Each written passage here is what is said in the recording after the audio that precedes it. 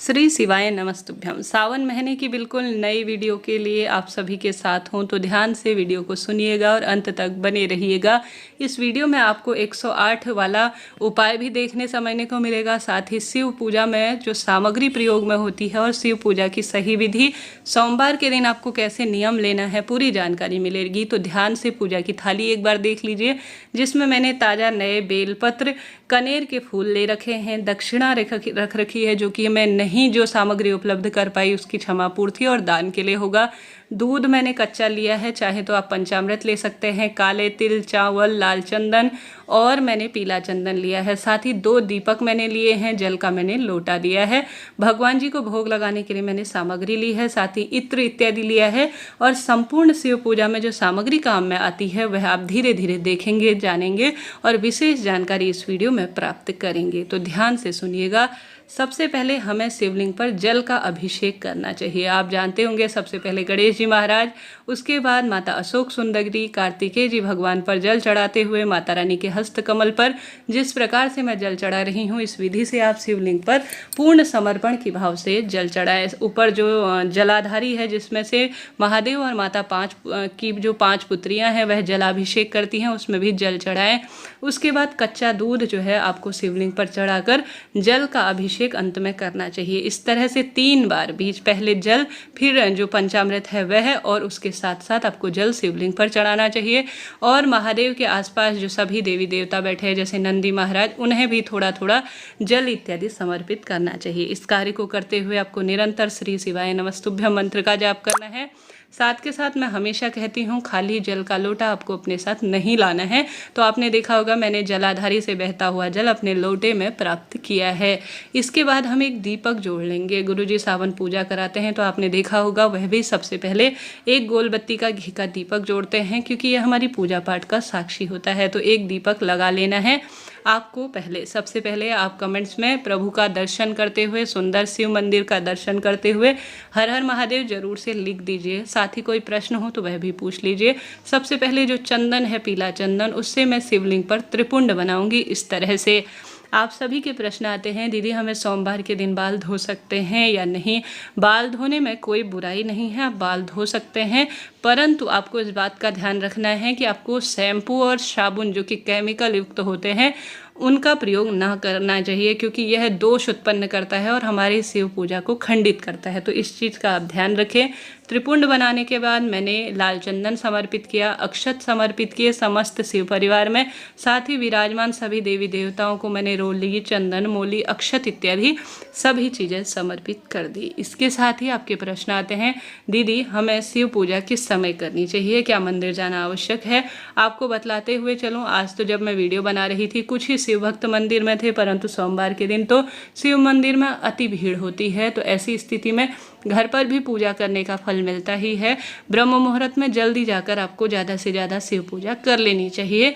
अगर जो है भीड़ भाड़ की स्थिति में है तो सिर्फ दर्शन कर कर आप घर पर भी पूजा कर सकते हैं, उसका भी सुंदर फल मिलता ही है। शिव मंदिर में मैं शिवलिंग में यज्ञोपवीत समर्पित कर रही हूँ। आपकी इच्छा है आप विशेष तिथियों में यज्ञोपवीत समर्पित कर सकते हैं, नहीं तो कोई दिक्कत की बात नहीं है। कच्चा सूत भी आप यज्ञोपवीत का भाव करते हुए समर्पित कर सकते हैं। बेलपत्र में मैंने चंदन लगाकर शिवलिंग पर समर्पित कर दिया है, आप देख पा रहे होंगे। आप भी इसी विधि से करें। चिकना वाला हिस्सा हमेशा शिवलिंग पर रखें। गणेश जी महाराज, कार्तिकेय जी भगवान, माता रानी, सभी देवी देवताओं को बेलपत्र प्रिय है तो उन्हें समर्पित करें। मनोकामना कहते हुए धतूरा, और गुरुजी ने कहा है कनेर का फूल हमें इस सोमवार या सावन महीने में जरूर से समर्पित करना चाहिए। यह मन की कामना सिद्ध करता है और हर एक कार्य में सिद्धि प्रदान करता है, आप जानते होंगे। दुर्वा मैं समर्पित करने जा रही हूँ, आप भी कोशिश करें जरूर से सोमवार के दिन या प्रत्येक सावन के महीने में आप शिवलिंग पर दुर्वा समर्पित करें। ऐसे शास्त्र प्रमाण कहता है कि दुर्वा रोग मुक्ति करता है और कार्य में बल प्रदान करता है। साथ ही संभव हो आप काले तिल भी समर्पित करें अपने हाथों से, क्योंकि काले तिल जो है शनि, राहु, पितृ संबंधी परेशानी को दूर करता है। भस्म जो कि मेरे महादेव को खूब अधिक प्रिय है, अपने हाथों में मैं सुंदर भाव से शिवलिंग पर समर्पित कर दूंगी। यह मनोकामना पूर्ति में बहुत सहायक और श्रेष्ठ भूमिका निभाता है। इसके साथ ही इत्र, जो कि मेरे महादेव को खूब अधिक प्रिय है, मैं सुंदर भाव से उन्हें अपनी मन की कामना श्री शिवाय नमस्तुभ्यम कहते हुए समर्पित करूंगी। साथ ही सभी देवी देवताओं को भी मैं इत्र समर्पित कर दूंगी। इस तरह से यह शिव पूजा की सही विधि होती है। आप भी इसी विधान से करें। निरंतर प्रभु का स्मरण करें। सुंदर भाव से आज ही मेहंदी, महावर अपने हाथों में लगा लीजिए। चूड़ी इत्यादि आप पहन लीजिएगा हरे रंग की, जो कि शुभ मानी जाती है। दान करने के लिए मैं दक्षिणा, जो कि कोई चीज़ मैं नहीं ला पाई हूँ तो उसके लिए मैं दक्षिणा समर्पित करूँगी। मैंने 11 रुपये ली हैं, अपनी इच्छा शक्ति सामर्थ्य अनुसार ले सकते हैं। शिवलिंग में रखती तो यह गीले हो जाते तो किसी के काम नहीं आते, इस कारण से मैंने जो है इसे साइड में रख दिया था, जो कि कोई भी पंडित जी जन या जिसे ज़रूरत होगी मेरी तरफ से ले जाएंगे। इसके बाद हमें आवश्यक रूप से कलावा की आवश्यकता होगी, जो कि गठबंधन जरूर से करना चाहिए। माता रानी और महादेव का ऐसी मान्यता है, इसे कुंवारी कन्याओं को अखंड जो है सौभाग्य, मनचाहा प्रेम मिलता है। कुंवारी लड़कियों को और सुहागिन महिलाओं को पुत्र प्राप्ति होती है, पति बच्चों की लंबी आयु होती है। तो एक कलावा आप ले लीजिए और इस कलावे को आप 7 बार भी कर सकते हैं, अर्थात माता रानी और महादेव को 7 बार लपेट सकते हैं। नहीं तो एक बार भी आप लपेट लेंगे तो भी यह पर्याप्त होता है।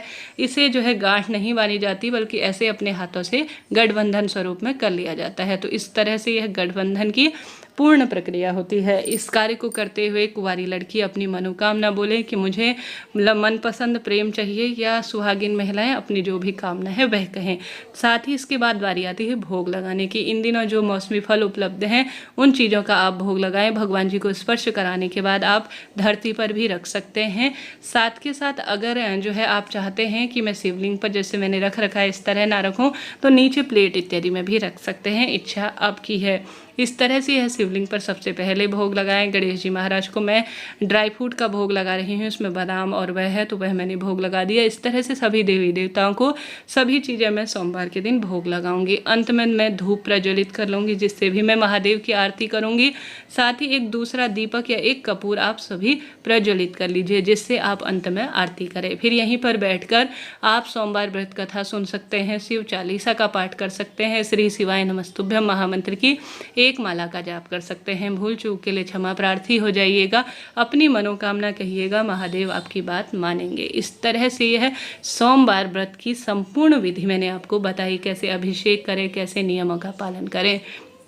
अब जानते हैं 108 चावल के दाने वाला उपाय। जैसा कि गुरुजी ने कहा है, इस सावन महीने में आपको 108 दाने कोई भी, जैसे आप हरा मूंग समर्पित कर सकते हैं, चावल समर्पित कर सकते हैं, 108 बेलपत्र समर्पित कर सकते हैं, 108 गेहूं के दाने समर्पित कर सकते हैं। जो आपके पास है आप उसे श्री शिवाय नमस्तुभ्यम महामंत्र का जाप करते हुए शिवलिंग पर धीरे धीरे धीरे धीरे समर्पित करते हैं तो भाग्य खुल जाता है। रोग कष्ट संकट पीड़ा से मुक्ति मिलती है और दुख दरिद्रता का भी नाश होता है। तो 108 दाने भी कोई भी वस्तु, जैसे सोमवार के दिन भी, मंगलवार, जब भी आपको समय मिले उसी दिन आप शिवलिंग पर यह चीज़ चढ़ाएंगे तो भाग्य खुल जाएगा।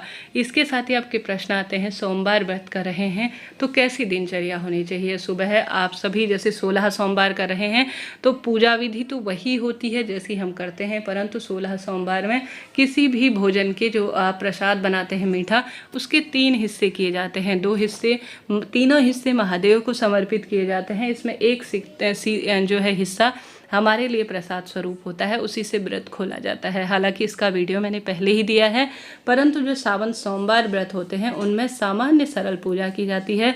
पूरे दिन भर में चाय पानी पी लिया जाता है, कोई दिक्कत की बात नहीं है। साथ के साथ आप सभी पूरे दिन भर में प्रभु के नाम मंत्रों का स्मरण करते हुए शाम को साधारण सरल तरीके से या तो मीठा भोजन करें जैसा आपने संकल्प लिया था, या आप फलाहार भी कर सकते हैं, या अलग अलग प्रावधान के तहत व्रत किया जाता है। इस तरह से आप यह व्रत करें, निरंतर प्रभु के नाम मंत्र का स्मरण करें, एक समय का भोजन पंडित ब्राह्मण जी को दान में दें, भाग्य खुल जाएंगे, रोग कष्ट संकट पीड़ा से भी मुक्ति मिलना आरंभ हो जाएगी। वीडियो उपयोगी रहा हो तो लाइक करें, शेयर करें, हर हर महादेव लिखना ना भूलें।